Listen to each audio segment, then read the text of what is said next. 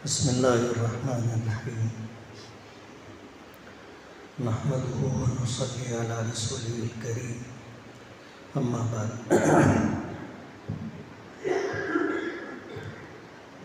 اعوذ باللہ من الشیطان الرجیم بسم اللہ الرحمن الرحیم فاما الزبد فیذهب جفاء واما ما ينفع الناس فیمکث فی الارض صدق اللہ العظیم۔ عزیز بچوں،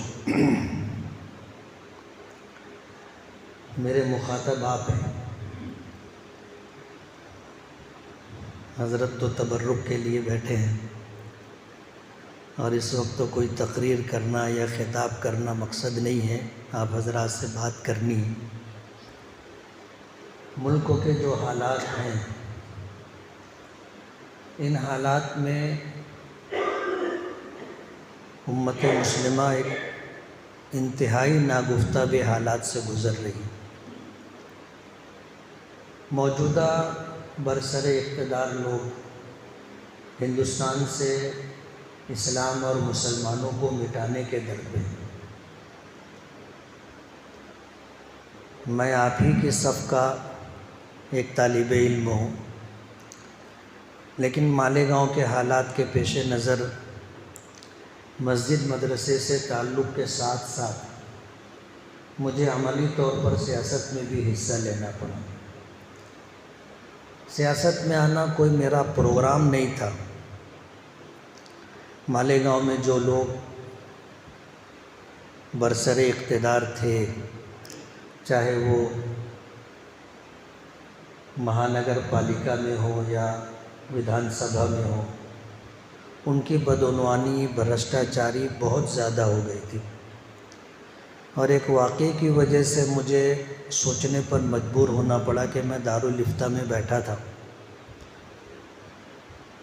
بوڑھے میاں بیوی آئے اور آ کر کے دروازے سے آفس میں داخل ہوئے اور دروازے پہ ہی بیٹھنے لگے، تو ان سے میں نے کہا کہ آپ آگے آ جائیے، وہاں مت بیٹھیے۔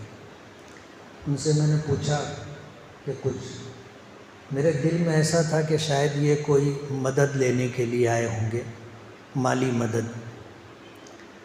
انہوں نے کہا کہ یہ جو لوگ بیٹھے ہوئے ہیں، پہلے آپ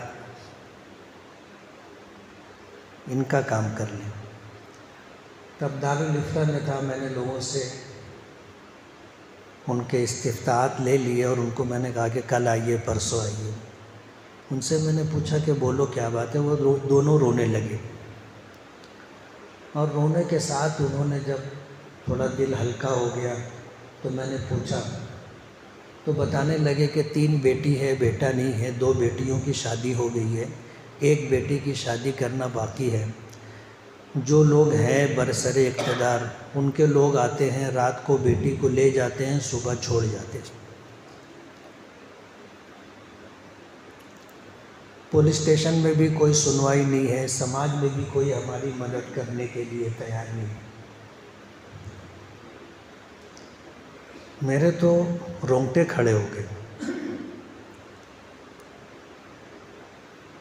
مجبوراً یہ فیصلہ لینا پڑا کہ اب عملی طور پر میدان میں آنا پڑے گا،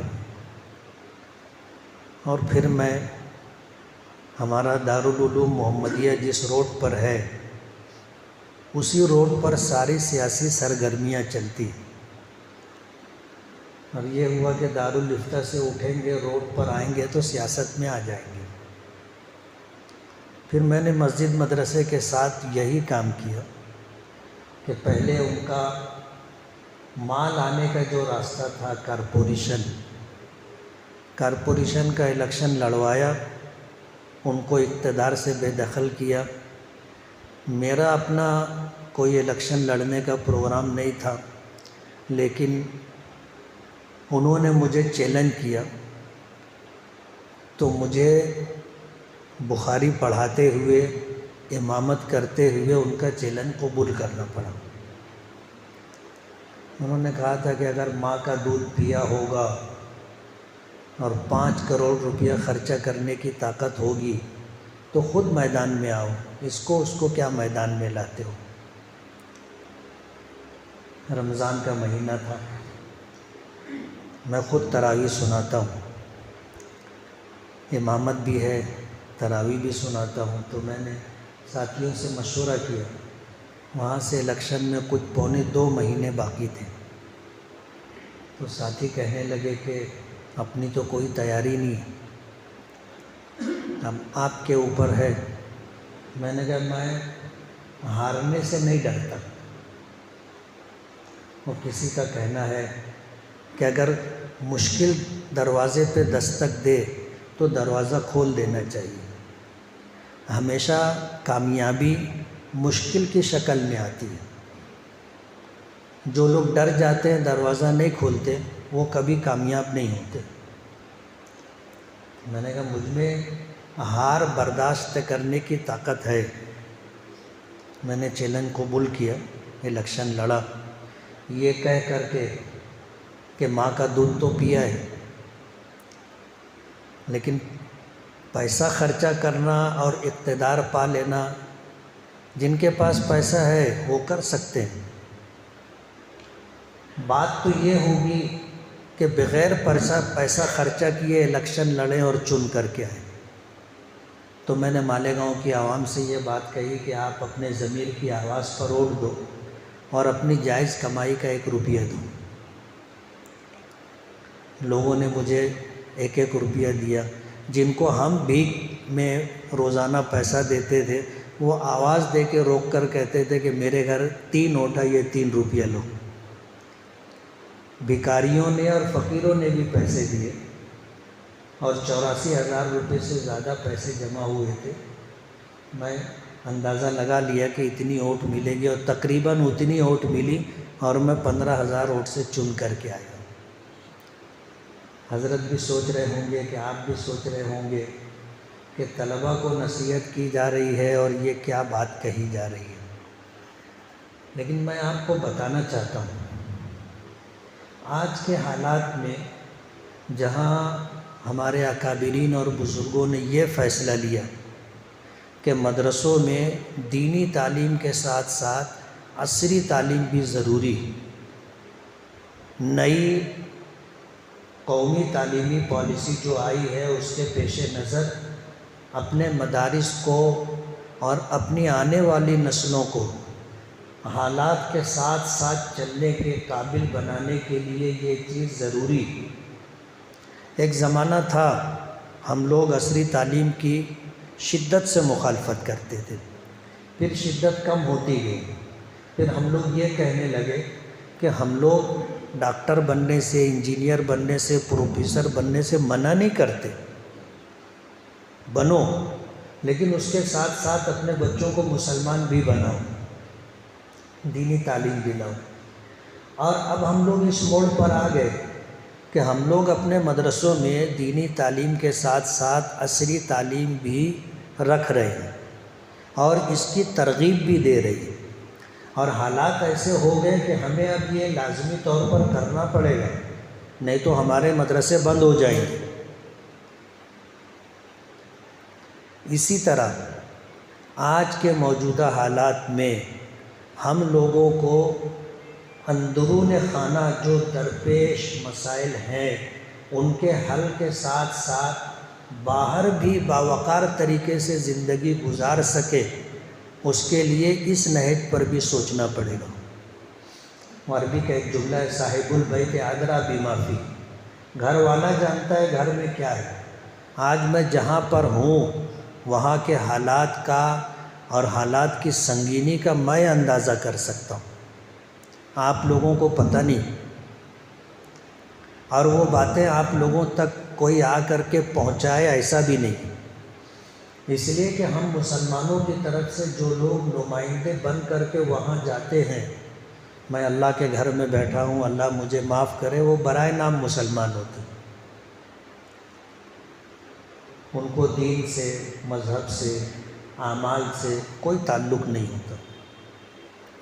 نماز کا وقت ہوتا ہے، اگر میں نماز کے لیے جاتا ہوں تو ہماری اسمبلی میں جو مسلم ممبران ہیں انہوں نے ایک مرتبہ مجھے روک کر کے کہا کہ آپ نماز پڑھنا تھا تو یہاں کیا کرنے کے لیے آئے تھے؟ آپ تو نماز پڑھاتے تھے نا، نماز پڑھتے تھے نا، یہاں آنے کی کیا ضرورت تھی؟ مجھ سے وہ پوچھنے لگے کہ ہم لوگوں نے ایسا سنا ہے کہ کارپوریشن سے، ایف ڈی او سے، M S C B board سے، تلاٹھی کے آفس سے، تحصیلدار سے، پرانت سے، کلیکٹر سے آپ لفافہ نہیں لیتے؟ میں نے کہا نہیں، میں نہیں لیتا۔ جو چلن ہے کہ یہ جتنا پیسہ لوگوں سے وصول کرتے ہیں 2 نمبر رشوت کے طور پر، اس میں ماہانہ ایک لفافہ تیار ہوتا ہے جو ایم پی اور ایم ایل اے کو بھی جاتا ہے۔ وہ مہینہ بھر وصولی کرتے ہیں اور اس میں سے ایک رقم ماہانہ پہنچائی جاتی ہے۔ پہلی مرتبہ جب یہ رقم آئی تو میں نے پوچھا کہ یہ کیا ہے؟ تو بتانے لگے کہ ایسا ہے۔ میں نے کہا بھائی یہ لوٹ کا مار مجھے نہیں چلے گا، آپ لے جاؤ۔ تو وہ مجھ سے کہنے لگے کہ جب آپ کو یہ سب نہیں کرنا ہے تو ادھر آنے کی کیا ضرورت تھی؟ آپ اس سے اندازہ کر سکتے ہیں کہ ہم مسلمانوں میں سے جو لوگ وہاں جاتے ہیں وہ کیسے لوگ ہوتے ہیں۔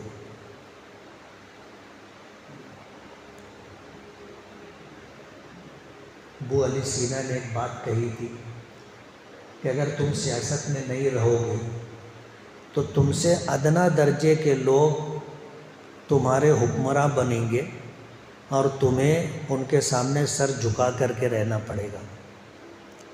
پڑھتے تھے اور اس جملے کا جو پس منظر ہے اس کا اندازہ نہیں تھا، لیکن جب آدمی کسی لائن سے مجبوری میں آ جاتا ہے اور اسے کوئی سرکاری درباری کام کرنا پڑتا ہے تو ایسے ہی لوگوں کے پیچھے پیچھے ہم لوگوں کو چلنا پڑتا ہے، جن کا چہرہ ہم دیکھنا پسند نہیں کرتے، ان کی پیٹھ دیکھنا پڑتا ہے ہم لوگوں کو۔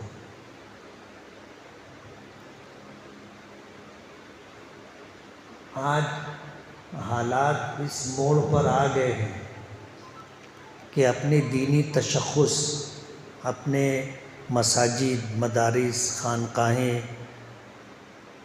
اوقاف کی جائیداد، قبرستان، ان کو بچانے کے لیے ہم لوگوں کو با اختیار با اقتدار ہونا پڑے گا۔ ڈاکٹر بھیم راؤ امبیڈکر نے ایک بات کہی تھی اپنی قوم سے کہ تم لوگوں کی حالت یہ ہے کہ تم کو اعلیٰ ذات کے ہندو مندروں میں گھسنے نہیں دیتے، مندر کے سامنے سے تم گزر نہیں سکتے، ان کے کنووں سے پانی نہیں لے سکتے اور ان کا مذہبی بھجن نہیں سن سکتے۔ اگر ہم میں سے کسی نے یہ جرأت کی تو اسے مار مار کر کے ختم کر دیا جاتا ہے۔ آج بھی یو پی اور بہار میں کہیں نہ کہیں سے اس طرح کی آواز آتی ہے اور ہم لوگ سنتے ہیں۔ ہم لوگ جس علاقے میں ہیں، تلنگانہ ہے، مہاراشٹر ہے، یہاں ابھی اتنی شدت نہیں ہے، لیکن یو پی اور بہار میں ذات برادری کا جو فرق ہے بہت شدت کے ساتھ ہے۔ تو ڈاکٹر بھیم راؤ امبیڈکر نے اپنی قوم کو یہ بات کہی تھی کہ اگر تم سیاست میں نہیں رہو گے تو اس سے برے حالات آنے والی نسلیں دیکھیں گی۔ اپنی قوم کے لیے انہوں نے لڑ بھیڑ کر کے ریزرویشن لیا۔ آج ہمارے ملک کی صدر جمہوریہ دلت سماج سے تعلق رکھنے والی عورت ہے۔ کلیکٹر کی پوسٹ پر، منسٹر کی پوسٹ پر، D G, I G, senior S P, additional S P, D Y S P, یہ سب کرسیوں پر یہ لوگ بیٹھے ہوئے ہیں اور ان کی قوم کا سب کام ہوتا ہے۔ ہمارا کوئی کام نہیں ہوتا۔ کام کروانے کے لیے ہم لوگ جاتے ہیں تو ہمیں اندازہ ہوتا ہے کہ ہم لوگ کتنے سنگین حالات سے گزر رہے ہیں۔ میں یہ نہیں کہنا چاہتا، آج دیکھیے حالات کتنے بدل گئے۔ ایک زمانہ تھا ہم مدرسے میں ہمارے بچوں میں اعلیٰ درجے کی صلاحیت پیدا ہو، ہم کہتے تھے کہ صرف اور صرف قرآن و حدیث کی تعلیم ہونی چاہیے، اور قرآن و حدیث سمجھنے کے لیے جو معاون علوم ہیں ان کو پڑھنا چاہیے۔ ہم لوگ جو نحو ہے، صرف ہے، فلسفہ ہے، منطق ہے، یہ جو پڑھتے تھے یہ علوم عالیہ ہے قرآن و حدیث سمجھنے کے لیے، اور ہم یہ اپنے بچوں کو کہتے تھے کہ اعلیٰ درجے کی صلاحیت پیدا ہو اس کے لیے صرف اور صرف دینی اور مذہبی تعلیم پڑھنا چاہیے۔ آج حالات بالکل بدل گئے، حالات بالکل بدل گئے۔ آج ہم یہ کہنے لگے کہ یہ بھی پڑھو، یہ بھی کرو۔ ابھی حضرت کی موجودگی میں ایک واقعہ میں نے سنایا تھا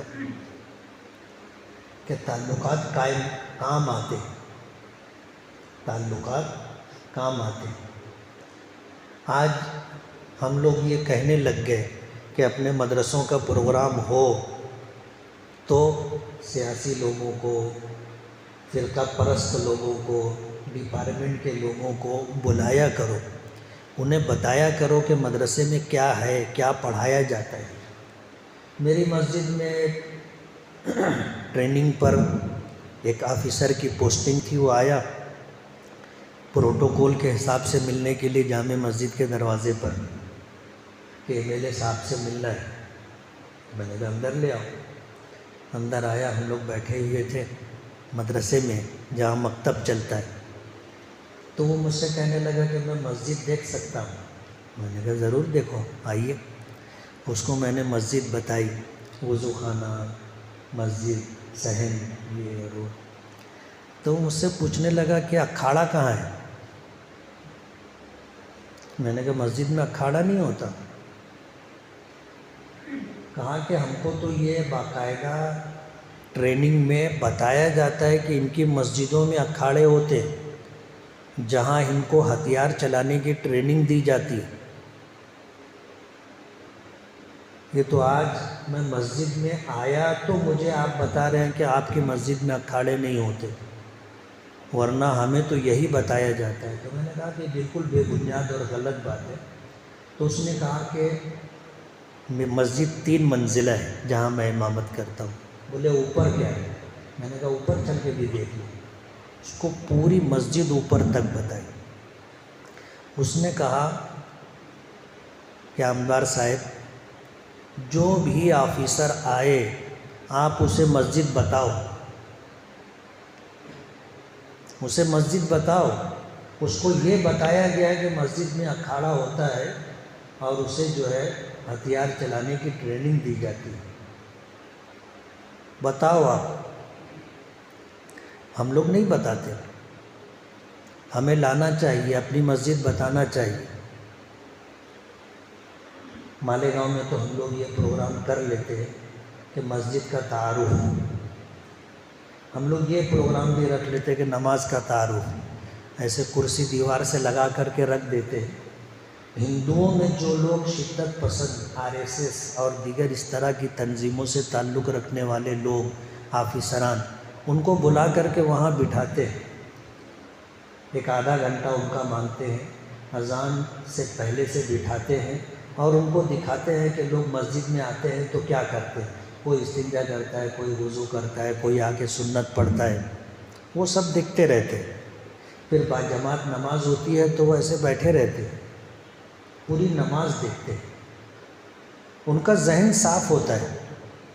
آج ہم لوگوں نے اتنی دوری اپنے درمیان رکھ لی ہے کہ ہمیں ان کے بارے میں کیا ہے، کچھ واقعات اور کچھ غلط فہمیاں ہمارے ساتھ بھی ہیں، اور یہی حال ان کے ساتھ بھی ہے کہ وہ ہمارے بارے میں کچھ سچائی اور کچھ غلط فہمیاں لے کر کے چلتے رہتے ہیں۔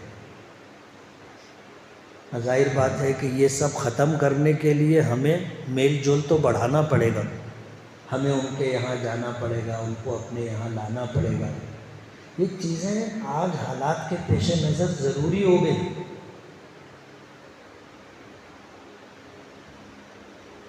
تاریخ اگر آپ پڑھیں گے تو جن حالات سے ہم لوگ گزر رہے ہیں ماضی میں ایسے حالات آئے 2 مرتبہ، میں تفصیل میں نہیں جاؤں گا، اور امت مسلمہ خون کا دریا پار کر کے آگے بڑھی۔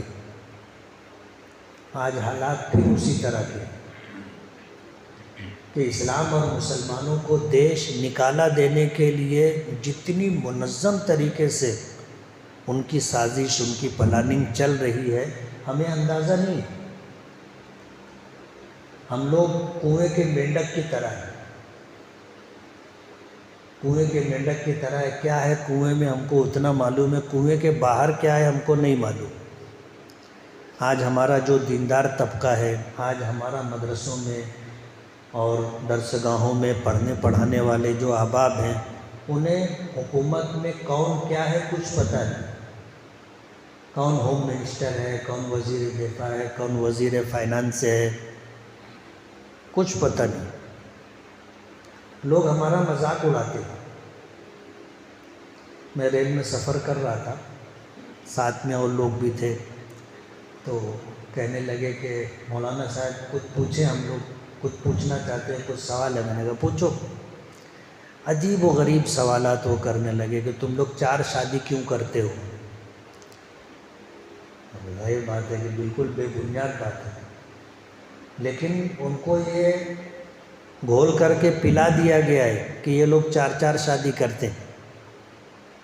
تو مجھ کو کہنا پڑا کہ یار تم کہاں کے ہو، تم کہاں کے ہو، تم کہاں کے ہو؟ انہوں نے بتایا، اکثر طالب علم میں تھے، اس میں کالج کے بچے تھے۔ میں نے کہا کسی مسلمان پاس پڑوس میں یا کاروباری تعلقات میں جانتے ہو کسی کو؟ بولے میں نے کہا تمہارے علم میں کوئی ایسا مسلمان ہے جس کی 4 بیویاں ہوں؟ وہ سب ایک دوسرے کا منہ دیکھنے لگے، اور یہی سوال اگر آپ سے بھی کروں گا تو آپ بھی نہیں جواب دے پائیں گے کہ کوئی ایسا مسلمان جس کی بیک وقت 4 بیویاں ہوں، ہے؟ نہیں ہے۔ میں نے پوچھا کہ چلو 3 بتاؤ، کسی مسلمان کی 3 بیوی ہے، چلو 2 بتاؤ، تو 2 کے بارے میں بولنے لگے ہاں وہ میرے گاؤں میں، میرے شہر میں، میرے پڑوس میں۔ میں نے کہا دل پہ ہاتھ رکھ کر کے بولنا، ایسے کتنے ہندوؤں کو تم جانتے ہو کہ اس کی وائف ہونے کے ساتھ دوسری عورت سے اس کا تعلق ہے؟ تو وہ مانے کہ ہاں ہے۔ میں نے کہا اگر ہمارے دھرم نے، ہمارے مذہب نے جائز طریقے سے 2 بیوی رکھنے کی، 3 بیوی رکھنے کی، 4 بیوی رکھنے کی اجازت دی تو کون سی غلط بات ہے؟ یہ کام تو تمہارے سماج میں بھی ہو رہا ہے نا، تمہارے دھرم کے ماننے والے بھی کر رہے ہیں، لیکن وہ غلط طریقے سے کر رہے ہیں۔ اور میں نے کہا ہم میں کوئی ایسا جواں مرد ہے نہیں کہ جس کی 4 بیوی، منو 2 نہیں سنبھلتی نا۔ ہمارے ایک ساتھی نے 2 شادی کی تو میں اس سے پوچھا کہ یار تو دوسری کیوں کیا؟ سب سمجھدار بچے ہیں اس لیے بولنے میں کوئی بات نہیں، تو اس نے کہا کہ 1 کم پڑتی تھی۔ منو 2، بولے 2 زیادہ ہو گئی۔ تو ہم ایشیائی لوگوں میں اتنی طاقت نہیں ہے کہ 2 بیوی رکھ سکے۔ جو لوگ رکھتے ہیں، آپ اگر ان سے سنجیدگی سے اکیلے کنارے میں پوچھو گے تو وہ بولیں گے کبھی کرنا نہیں۔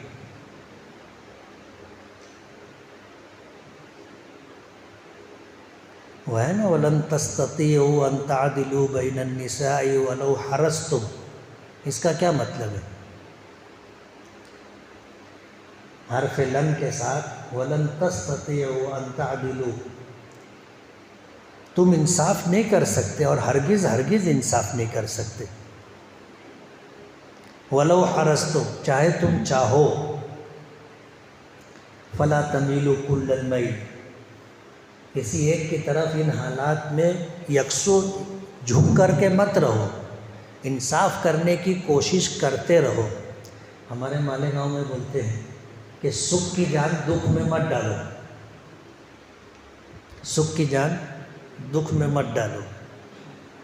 تو یہ سوال انہوں نے اس طرح کے کیے، اور انہی سوالات کے ساتھ مجھے جو جواب سمجھانا تھا میں الحمدللہ سمجھا لیا، اور اسی کے ساتھ پھر وہ کہنے لگے کہ تم پہلے مولانا ملے جو اتنا کھل کر کے آپ بات کر رہے اور آپ کی بات سمجھ میں بھی آ رہی. بولے مگر مولانا لوگ ایک دم بے خبر رہتے. میں نے کہا مطلب؟ بولے ان سے کبھی پوچھو کہ بتاؤ وزیر دفاع کون ہے تو اس کو معلوم ہی نہیں رہتا، فائنانس منسٹر کون ہے تو اس کو معلوم ہی نہیں رہتا، معلوم نہیں کون سی دنیا میں رہتے.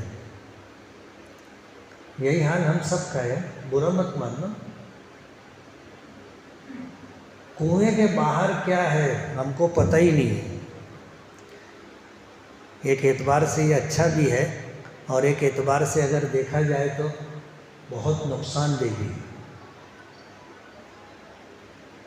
اور بولتے ہوئے ڈر لگتا ہے کہ دیش کی آزادی کے لیے سب سے زیادہ قربانی اور سب سے لمبے زمانے تک قربانی مسلمانوں نے دی. ہمارے اکابرین نے، بزرگوں نے. دیش آزاد ہوا، واپس مدرسوں میں اور خانقاہوں میں چلے گئے اور حکومت اس طرح سجا کر کے دوسروں کو دے دی. چلو ٹھیک، ایک حد تک وہ بات ٹھیک تھی، لیکن اس کا جو غلط پیغام گیا وہ یہ کہ آج ہم لوگ یہ کہنے لگے، میں سنتا ہوں اس لیے بول رہا ہوں، کہ یہ اپنا کام نہیں ہے. یعنی مجھ کو میرے بڑے، میرے اساتذہ بولتے ہیں بیٹے یہ اپنا کام نہیں ہے. اپنا کام نہیں ہے تو پھر کس کا کام ہے؟ آج یہ جو غلط پیغام گیا کہ ہم جیسے لوگ اگر آئے تو لوگ ہم کو بولتے ہیں کہ اپنا کام نہیں، یعنی ہم لوگ جو کر رہے ہیں غلط کر رہے ہیں. آج یہی ہو گیا ہے، اوپر سے لے کر نیچے تک یہی بات لوگوں میں ہے کہ یہ اپنا کام نہیں. آج ایک راشن کارڈ بنوانا ہو ہمیں اس کے پاس اس کے پاس اس کے پاس اس کے پاس جانا پڑتا. آدھار کارڈ بنانا ہو اس کے پاس اس کے پاس، پین کارڈ بنانا ہو ادھر ادھر گھومنا پڑتا.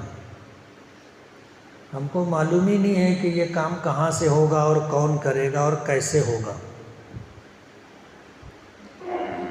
ظاہر بات ہے نبی کریم صلی اللہ علیہ وسلم کی زندگی آپ پڑھو گے تو مسلمان اتنا لم یبج کبھی نہیں رہا. لم یبج سمجھ رہے ہو نا؟ کچھ نہیں سمجھتا. لم یبج ایک عربی زبان کا ایک لفظ ہے اور اردو زبان کا ایک لفظ ہے، حرف لم کے ساتھ. لم یبج، مسلمان لم یبج ہے.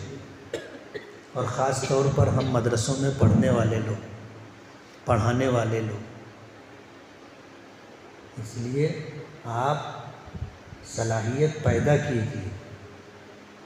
دین کے تحفظ کے لیے عالم بننا، حافظ بننا، مفتی بننا، قاضی بننا 100% ضروری ہے. لیکن اسی کے ساتھ ساتھ کنویں کے باہر کیا ہے اور ہمیں کیا کرنا ہے یہ بھی دیکھنا ضروری ہے. آپ نہیں دیکھیں گے نقصان اٹھائیں گے، نہیں دیکھیں گے نقصان اٹھائیں گے. اس لیے دین کی لائن سے اعلیٰ صلاحیت، استعداد کے ساتھ ساتھ باہر کی دنیا میں کیا ہے، کیا ہو رہا ہے. آج اسلام اور مسلمانوں کو مٹانے کے لیے کتنی منظم طریقے سے سازش اور کوشش کی جا رہی ہے، اس کا مقابلہ کرنا تو دور کی بات ہے، کم سے کم سمجھ میں تو آئے کہ ہمارے خلاف کیا ہو رہا ہے. سمجھ میں آئے گا تو ہم اپنے تحفظ کے لیے، اپنے بقا کے لیے کچھ کر سکیں گے. اور اگر ہمیں ان کی سازشوں کا ہی علم نہیں ہوگا تو ہم کیا اپنا بچاؤ کر سکیں گے. اس لیے ضرورت اس بات کی ہے کہ ہم اعلیٰ صلاحیتوں کے ساتھ، دینی استعداد کے ساتھ آج ملک میں جو کچھ ہو رہا ہے اس کو سمجھنے کی بھی کوشش کریں اور اسلام اور مسلمانوں کی کس طرح بقا اور تحفظ ہو سکتا ہے اس کی بھی فکر کریں۔ حضرت کا حکم تھا کچھ بات کہنے کا، کہتے ہیں نا الامر فوق الادب، میں وہی کہنے والا تھا کہ حضرت مجھے معاف کر دیں، لیکن یہ ہوا کہ آپ سبھی جو ہے دارالافتاء کے بچے ہیں، تخصصات کے بچے ہیں، اس لیے بات میں نے کر لی۔ باقی آپ لوگوں کو کیسے پڑھنا ہے، کیا پڑھنا ہے، یہ سب کچھ آپ لوگ کرتے آئے اور سنتے آئے، اس لائن سے مجھے کچھ کہنا نہیں ہے۔ وہ امام شافعی رحمۃ اللہ علیہ کا ایک جملہ، العلم لا یعطیک بعضہ حتی تعطیہ کلک، جب تک تم حصول علم کے لیے اپنے آپ کو فنا نہیں کر دو گے، وہاں تک علم اپنا تھوڑا سا بھی حصہ تم کو نہیں دے گا۔ محنت ضروری، محنت کرو گے اور تم میں صلاحیت استعداد آئے گی، اللہ کی مخلوق کے لیے نفع بخش رہو گے تو اللہ تعالیٰ باقی رکھے گا، اور اگر اللہ کی مخلوق کے لیے ہم میں نافعیت نہیں ہے تو اللہ ہم کو ختم کر دے گا۔ فَأَمَّا الزَّبَدُ فَيَذْهَبُ جُفَاءً، وہ چیزیں جو کارآمد نہیں ہوتی اللہ اسے ختم کر دیتا ہے۔ وَأَمَّا مَا يَنْفَعُ النَّاسَ فَيَمْكُثُ فِي الْأَرْضِ، اور اللہ کی مخلوق کے لیے جو چیز نفع بخش ہوگی اللہ اس کو باقی رکھے گا۔ كَذَلِكَ يَضْرِبُ اللَّهُ الْأَمْثَالَ، اللہ تعالیٰ اس طرح مثالیں دیتا ہے۔ تو ہمیں مثالوں سے سمجھ لینا چاہیے کہ اگر ہم میں نافعیت رہے گی تو اللہ کی مدد ساتھ میں رہے گی، ہم کچھ کر سکیں گے، اور اگر ہم میں نافعیت نہیں ہے کسی بھی لائن سے تو ہم کو ہماری اللہ کو کوئی ضرورت نہیں۔ وَإِن تَتَوَلَّوْا يَسْتَبْدِلْ قَوْمًا غَيْرَكُمْ ثُمَّ لَا يَكُونُوا أَمْثَالَكُمْ، یہ ضابطۂ خداوندی ہے، اس لیے اپنے آپ کو نافع بنائیے، کارآمد بنائیے، مخلوق خدا کے آپ کام آ سکیں، کسی کا کچھ کر سکیں۔ اور سیاست خدمت کا سب سے بڑا میدان ہے، ایسا میرا تجربہ، یہ میرا جملہ ہے۔ سیاست خدمت کا سب سے بڑا میدان ہے، ہر آنے والے کا کام آپ کر سکتے ہو، کروا سکتے ہو۔ کارپوریشن کا کام ہو، کلکٹر آفس کا کام ہو، منسٹر کا کام ہو، پاور ہاؤس کا کام ہو، ایف ڈی او راشن دکان کا کام ہو، ہاسپٹل کا کام ہو، سب کام آپ کروا سکتے ہو، پولیس اسٹیشن کا کام ہو، سب آپ کروا سکتے ہو۔ سیاست خدمت کا سب سے بڑا میدان ہے۔ آج جس پوسٹ پر ہم لوگ ہیں، کلاس 1 آفیسر کو فون کرو تو وہ کہتا ہے سر سر سر سر سر، جو کہا جائے وہ سنتا ہے اور صرف سر بولتا ہے۔ ابھی میں حضرت کے پاس سے اٹھا، ایک فون آیا کہ سروے نمبر 178/3 جو اوپر پٹی بسی ہوئی ہے، کارپوریشن نے نوٹس دی ہے اس کو اکھاڑنے کے لیے۔ فون آیا، میں نے کارپوریشن میں فون کیا تو اس نے کہا سر، میں نے کہا اس طرح کی نوٹس کارپوریشن سے دی گئی ہے، تو اس نے کہا کہ سر مجھے جانکاری نہیں ہے۔ میں نے کہا میں آدھے گھنٹے کے بعد فون کروں گا، مجھے پوری جانکاری چاہیے۔ اس نے کہا سر، ظاہر بات اگر یہاں نہیں ہوتے ہمارا فون بھی نہیں اٹھاتے، نا فون بھی نہیں اٹھاتے، پوچھنے کا بھی ہم کو حق نہیں رہتا۔ اس لیے سیاست خدمت کا سب سے بڑا میدان ہے، اور یہ اسلام کے مغایر نہیں ہے۔ ایسا ہم لوگوں نے غلط سمجھ لیا ہے کہ سیاست کا اسلام سے کیا تعلق۔ بالکل غلط بات ہے یہ۔ میں ایک عنوان آپ کو سمجھنے کے لیے، پڑھنے کے لیے، لکھنے کے لیے دے کر کے جا رہا ہوں کہ سیاست کا اسلام سے کیا تعلق۔ بہت کچھ ملے گا آپ کو قرآن و حدیث سے، بہت کچھ ملے گا آپ کو امت مسلمہ کی تاریخ سے۔ یہ ضروری ہے آج کے حالات میں، نہ سمجھو گے تو مٹ جاؤ گے اے ہندی مسلمانوں، تمہاری داستاں تب بھی نہ ہوگی داستانوں میں۔ وآخر دعوانا ان الحمدللہ رب العالمین۔